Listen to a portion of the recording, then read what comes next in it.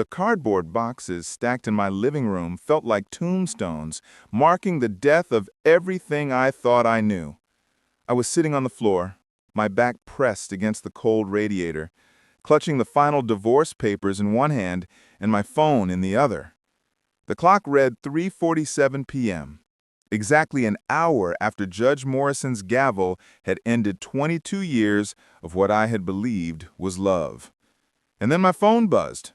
Veronica's name flashed across the screen. Against my better judgment, I opened the message. "Hope you enjoy your tiny apartment. Theo Rowland just moved his grand piano into your old music room. Movers say it's worth more than you'll make in 5 years. Oh, and we're turning your practice studio into his cigar lounge. For someone who actually matters." Another buzz, this time a photo. Roland, standing in my home office, my grandfather Eugene's war medals replaced by Roland's Harvard diploma. His face twisted into a smug grin, the kind that looks harmless but feels like a predator sizing up its prey. "You'll die poor and alone," the next text read, "just like your grandfather." I was about to throw the phone across the room when it rang. Not a text, an actual call. The caller ID wasn't a number, just zeros with a single 1 at the end. My thumb answered almost on autopilot. "Theodore Eugene Brennan." The voice was crisp, controlled, military precise. Each word landed like a bullet. "Who is this?" I croaked, my voice rough from the day's emotions. "Mr. Brennan, this is Colonel James Whitmore from the Pentagon's Estate Recovery Division. You need to listen carefully. Your grandfather, Staff Sergeant Eugene Brennan, completed a classified military operation in Cambodia in 1964. It was codenamed Night Music." I froze. My grandfather had been a supply sergeant in Vietnam, a piano-playing officer at the clubs. I repeated the story automatically, the one my father had told me countless times. "Mr. Brennan, your grandfather wasn't just a supply sergeant. He was a cryptography specialist with the 5th Special Forces Group. That mission remained classified for exactly midnight last night. That classification expired." I staggered to my feet. "What are you saying?" "He recovered something in Cambodia with enormous value. He never claimed compensation due to the secrecy. That compensation, adjusted for interest and inflation, is now worth approximately $156 million. The phone slipped from my hand. Hardwood floor. Clatter. My hand shook as I snatched it back. "That's impossible. Grandpa died in a nursing home. We barely covered his care."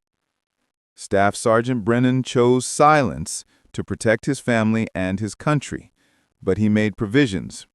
The money can only be released to a direct descendant and only if certain conditions are met. "What conditions?" "You need to come to Washington. Delta flight leaves O'Hare in 3 hours. First class, window seat 14I. Your grandfather requested it." "How did you even know to call me right after my divorce?" "His instructions were explicit. Contact his grandson on the day he lost everything. His words, 'When my grandson has nothing left to lose, give him everything I couldn't claim.'" He had been dead 35 years. How could he have known? "Eugene Brennan could predict patterns, Mr. Brennan. That's why he was invaluable. Now the question is, are you ready to learn what he knew?" The clock was ticking. 72 hours.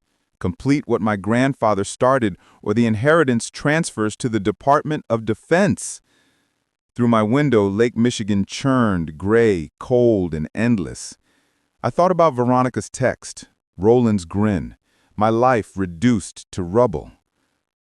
Colonel Whitmore, what exactly did my grandfather recover? Something worth $156 million. See you at the Pentagon tomorrow, 8 a.m. Bring his journal. You still have it, don't you? I looked at the lone box I'd refused to let Veronica touch, labeled in my mother's careful handwriting, Grandpa Eugene's Things. Yes, I had it. Good. One more thing, the colonel said. Your ex-wife's new companion, Roland Ashford, his grandfather, William Ashford, was a defense contractor in 1964. This isn't a coincidence. Your grandfather saw this coming. Line dead. I was left in the ruins of my marriage, holding a phone connecting me to a past I never knew existed.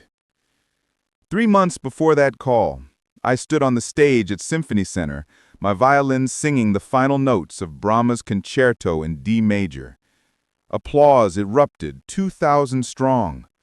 In the third row, Veronica sat, hands still, not clapping. That should have been my first warning. Life at 47 was steady, predictable.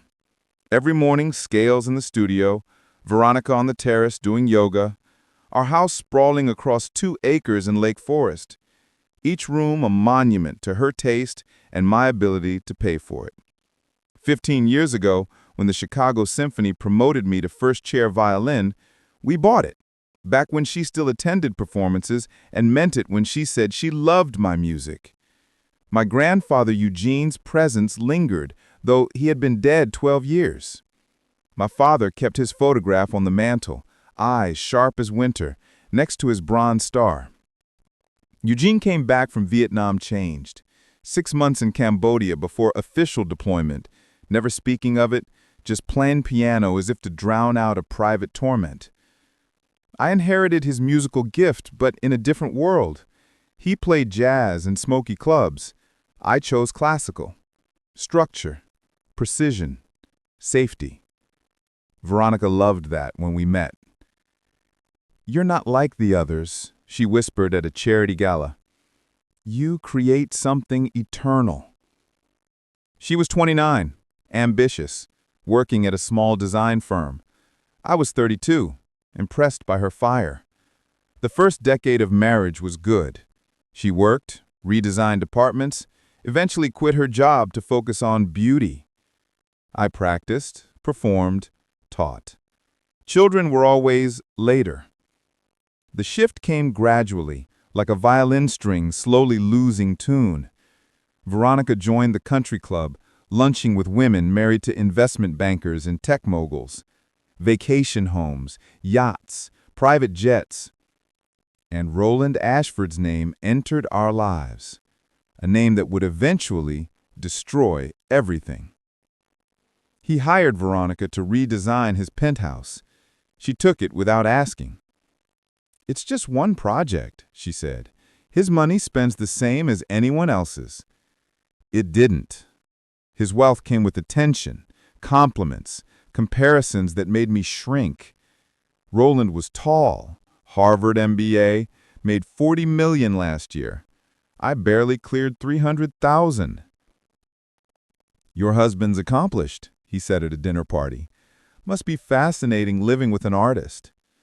His tone made it sound quaint, a hobby, irrelevant. Veronica laughed. Bright, genuine, leaving a pit in my chest. 6 months ago, spring tour Vienna Philharmonic. 3 weeks with the Philharmonic. My marriage's final movement. While I played Mozart, she was with Roland in his penthouse. My nephew James caught them, and the illusion of love shattered. FaceTime at 2 a.m. Vienna time. My nephew's anxious face on screen. Uncle Theo, I need to tell you something. What? Aunt Veronica? At Mr. Ashford's office? They weren't working on fabric samples. Bow slipped from my fingers. Exactly what? They were kissing. Really kissing. Her dress? Not completely on anymore. I took photos. The images arrived seconds later. Chicago skyline behind them. Timestamp 11:47 p.m., the night she claimed a headache. I played that night mechanically, technically perfect, emotionally empty. 3 days after returning, confrontation. Veronica in the kitchen, humming Vivaldi, wearing diamond earrings I didn't recognize. "Nice earrings," I said calmly. She touched them, reflexively. "They're a bonus from the Ashford project. Working late, earning jewelry." Her expression shifted. Surprise, calculation, defiance, cold resolve. "James saw you, remember? Or did you forget about family while undressing for your client?" I didn't want to insult you by denying it. The flight to Washington blurred past in a haze of nerves and anticipation.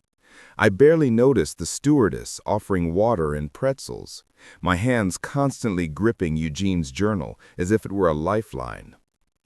Every page I turned seemed to hum with hidden purpose, the faint pencil marks catching the light in ways that felt almost like a code winking at me.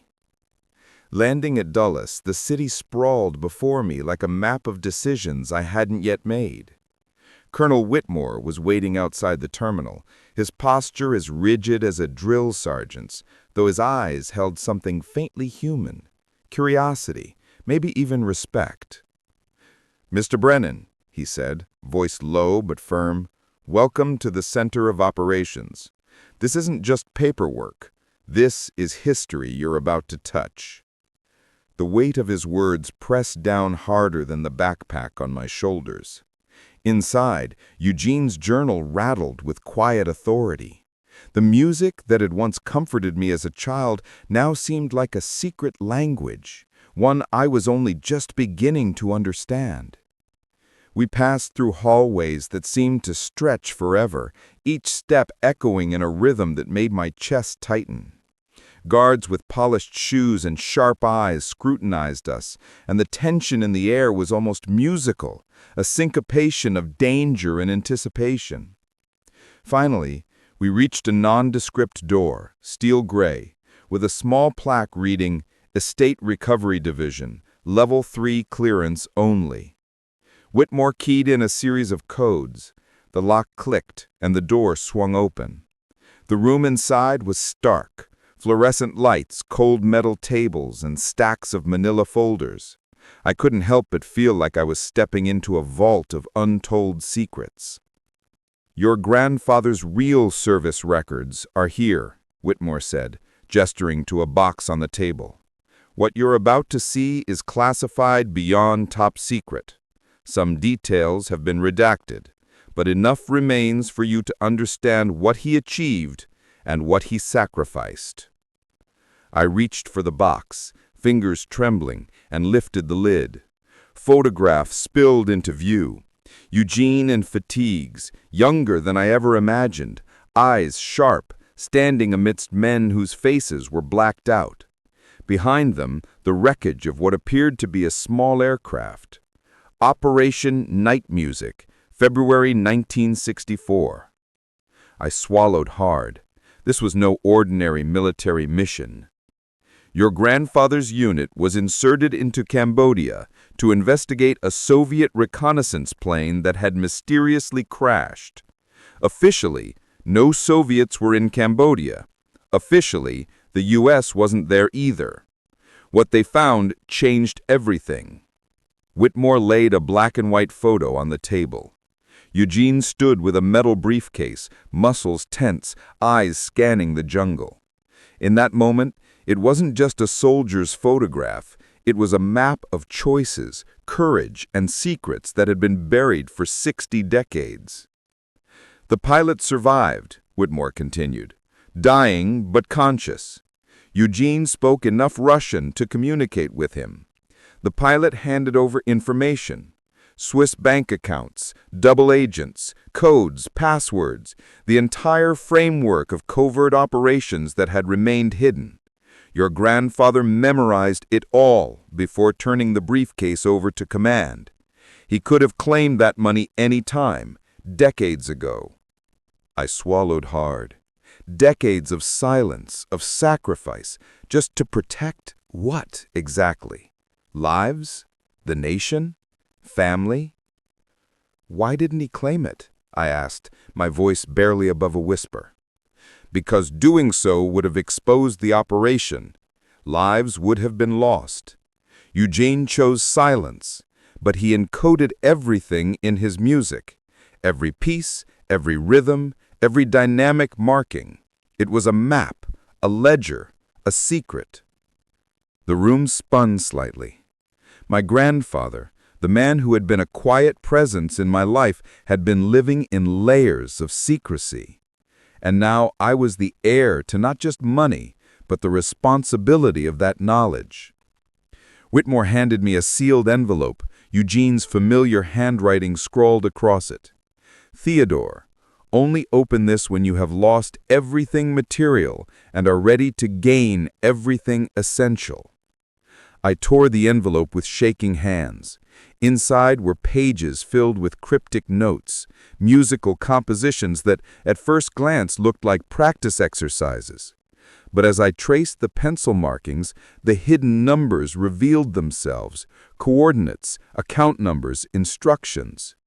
It was a bridge between past and present, a code only I could read. You have 72 hours, Whitmore said. The choice is yours. You can walk away with the Pentagon money, safe and legal, or pursue what your grandfather left hidden. That path? It will be dangerous, but it is the truth. My hands went cold. Safe or truth? I thought about Veronica, about the house that had been stripped from me, and Roland Ashford and his smug face in my home office. My grandfather had left me a choice, just as he had once chosen silence for the greater good. And now it was my turn to choose. I left the Pentagon with a plan forming in my mind. The coordinates led to a storage unit in Baltimore. Eugene's coded music had spelled it out all along. As I drove, the wind whipping against the windows, I couldn't help but feel the weight of history pressing down and the pulse of suspense quickening in my veins.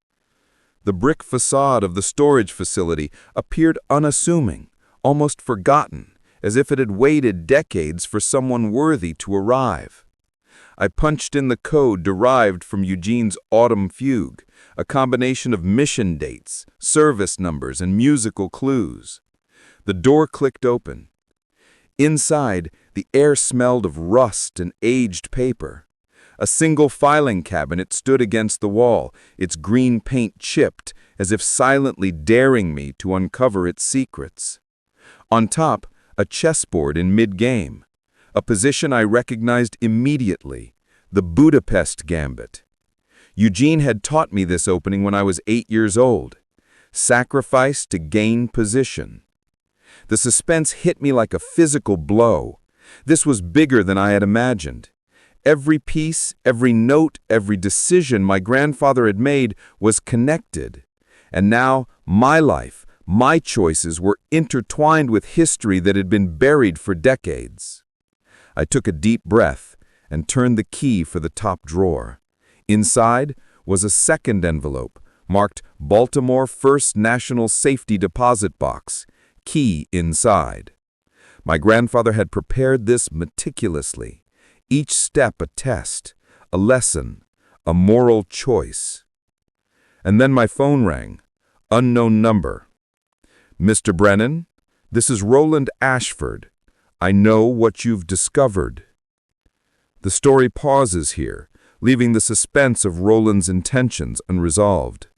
Part 3 will continue with the confrontation, the unraveling of decades-long secrets, and the resolution of both the inheritance and personal betrayals. Subscribe for more stories like this. Roland Ashford's voice on the phone was calm, almost casual, but every syllable dripped with menace. I've followed every move you've made since Eugene's death. That journal, it's not just music, it's leverage. And leverage, Theodore, is power. My heart skipped. Every instinct screamed danger. Roland had always been ruthless, but this was different. He knew more than I had anticipated. "What do you want?" I asked, keeping my voice steady despite the adrenaline coursing through me. "Meet me tonight, the old pier on Harbor Street, alone. Come with the key. Or, well, let's just say I'm not above taking matters into my own hands." Click. The line went dead. Silence. But it wasn't comforting. It was heavy, like the air itself had been replaced by tension. I looked at the storage unit, at the chessboard, at the letters, at Eugene's coded music. Every step my grandfather had prepared now led me here, right into the lion's den. I couldn't ignore the call. Not now, not after everything I had uncovered. But neither could I go unprepared. I left the storage unit, sliding the envelope into my jacket pocket, my mind racing. I stopped by a small armory on the outskirts of the city. The owner, a grizzled ex-military man, gave me a nod. "You look like you're about to dance with ghosts." "Something like that," I muttered. I took a compact pistol, a set of extra magazines, and a flashlight. Every precaution mattered. I wasn't just walking into a meeting, I was stepping into a trap, carefully orchestrated by a man who thrived on control. The pier was deserted when I arrived. Fog rolled in off the water, swallowing the distant lights of Baltimore Harbor. My footsteps echoed on the wet planks. I could see Roland's silhouette at the far end, hands in pockets, posture relaxed, but dangerous. "Welcome, Theodore," he said, without turning. "I have to admit I admire your persistence. Eugene always had a soft spot for you. Too bad he didn't leave you a manual on how to survive me." I clenched the envelope tighter. "I don't want your game, Roland. I want what's rightfully my grandfather's." He laughed, low and menacing, a sound that cut through the fog like a blade. "Rightfully? Eugene made choices that left you a puzzle, a test. But you have managed to follow the trail, haven't you?" Before I could respond, he stepped aside, and a figure emerged from the shadows. A tall man, masked, armed. My heart raced. This wasn't just about the inheritance anymore. Roland had planned this meticulously. I was outnumbered, outgunned, and in a situation that could end in seconds. But Eugene's voice echoed in my memory. Sacrifice to gain position. I remembered the Budapest Gambit, the chess lesson, the idea of losing a piece to win the game. I acted on instinct. I dropped to the side, fired a warning shot, and sprinted toward the nearest crates. The fog swallowed me, but my pursuers were skilled. I could hear the slap of boots, the metallic click of weapons, the threat of imminent capture. Then I noticed it, a small rowboat tied to the pier. Heart hammering, I leapt in, shoved off, and paddled furiously into the fog. Shots rang out, splashing dangerously close, but I kept moving, the envelope secured against my chest. Minutes later, I reached a shadowy inlet. Exhausted but alive, I opened the envelope to double-check the directions. The safety deposit box was only a few miles upriver. Eugene had left everything mapped out, every step accounted for, every contingency considered. I reached the bank just before closing. Inside, the vault door loomed large. My fingers trembled as I inserted the key, then turned it. Click. The door swung open, revealing a treasure trove beyond imagination. Stacks of documents, ledgers, gold coins, and untraceable bearer bonds. I couldn't believe it. Eugene had left not just wealth, but the power to expose decades of hidden operations, secret deals, and covert betrayals. Every piece of paper was a story, every coin a choice.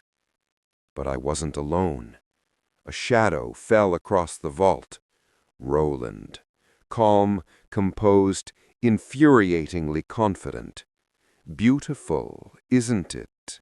The culmination of your grandfather's life, and my chance to claim it. I realized then that the final move wasn't about money. It was about who controlled the truth. The ledger, the music, the codes, they weren't just keys to wealth. They were keys to history, power, and justice. The standoff was silent, but electric. I had one chance, one moment to make the right move. I took a deep breath, recalling Eugene's lessons, and whispered to myself, "This is not just survival, it's legacy." The air in the vault felt heavier than ever, thick with tension and the metallic scent of old coins and paper. Roland's smirk hadn't wavered, but I could see the slightest twitch in his jaw. He knew he underestimated me. "You've come this far, Theodore," he said, voice smooth, dangerous. "Why risk everything now? The money, the documents, all of it could be yours if you just hand it over." I shook my head, gripping the envelope tighter. "This isn't about money, Roland. This is about what my grandfather fought for. The truth. Families who lost loved ones. Lives that were ruined by your grandfather's greed. I won't let history be buried again." Roland laughed, a bitter, hollow sound. Idealism. Typical Brennan. Always choosing righteousness over pragmatism. I admire it, in a fool. But while he talked, I moved deliberately. I pulled out my phone, sending a quick encrypted message to Dennis, my cousin, an investigative journalist. "It's time. Documents and story uploaded. Be ready." Roland's eyes flicked toward the phone. "You're playing a dangerous game, Theo. I'm finishing one my grandfather started, and I'm doing it on my terms." Suddenly, the tension snapped. Roland lunged, trying to grab the envelope. I twisted, using his momentum against him, and shoved him toward a steel filing cabinet. Papers flew everywhere. The moment was chaotic, violent, but precise. My training as a musician, the discipline, the timing, gave me an edge in ways combat couldn't teach. He staggered back, enraged, and reached again. I sidestepped, slamming the vault door shut behind him. Thick steel sealed us inside, echoing with the sound of our rapid breathing. "You can't lock me in here forever," he hissed. "I don't have to," I said calmly. "The law will. Everything Dennis has is already being published. Your grandfather's crimes, your inherited fortune, it's all public now." Roland's face paled as his phone buzzed relentlessly. He glanced at it, and I saw the realization hit him. He was trapped, not by me, but by the truth. Everything Eugene had hidden, everything I had uncovered, was now exposed. Dennis's report went live within seconds. The headline screamed across every platform. "Blood Money: How Ashford Industries Profited from War and Betrayal." Videos, documents, testimonies, everything linked to the helicopter crashes, the Swiss accounts, and the covert operations were all there. The public, the media, the authorities, it was impossible to hide now. Roland sank to the floor, rage and panic consuming him. "This isn't over," he spat, voice shaking. I'll... The sirens arrived before he could finish. Federal agents swarmed the building, arresting him and securing the vault. Within moments, the chaos was over. I stood there, adrenaline fading, the envelope still in my hands, my mind struggling to catch up to the enormity of what just happened. I exhaled, finally allowing myself to feel relief. Eugene's decades-long silence, his careful planning, had culminated not just in wealth, but in justice. The lives affected by his grandfather's actions were acknowledged, the wrongs partially corrected, and I had followed through on the legacy left to me. The Pentagon compensation arrived days later, $156 million, legitimate and untouched. But the real victory wasn't the money. It was the ability to honor Eugene's sacrifices, to turn secrets into accountability, and to ensure that families who had suffered received recognition and restitution. I returned home, a modest condo in Lincoln Park, far removed from the Lake Forest mansion that Veronica had claimed. Life was quiet, but meaningful. I resumed teaching music, now including programs for veterans and children, using Eugene's compositions to help others heal from trauma in ways only music can. The Redemption Suite premiered at Symphony Center 6 months later. The audience didn't know it, but embedded in the melody were the passwords and coordinates to the Swiss accounts, the musical encryption Eugene had perfected.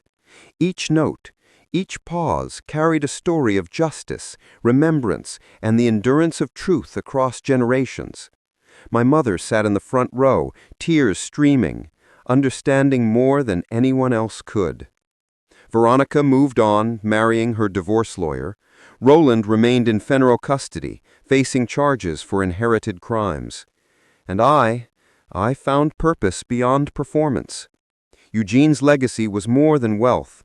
It was strategy, patience, and justice served decades later.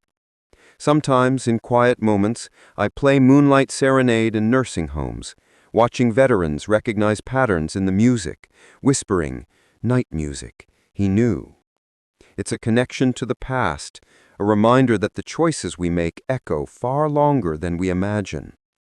The inheritance, the documents, the money, it was all a chapter in a larger story about patience, morality, and the courage to act even when it's hard. Eugene's silence was never weakness, it was foresight.